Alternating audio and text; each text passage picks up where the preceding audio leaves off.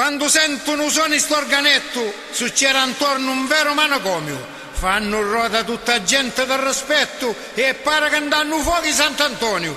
Vi giuro, sono tutti scatenati già quando sentono i primi passati.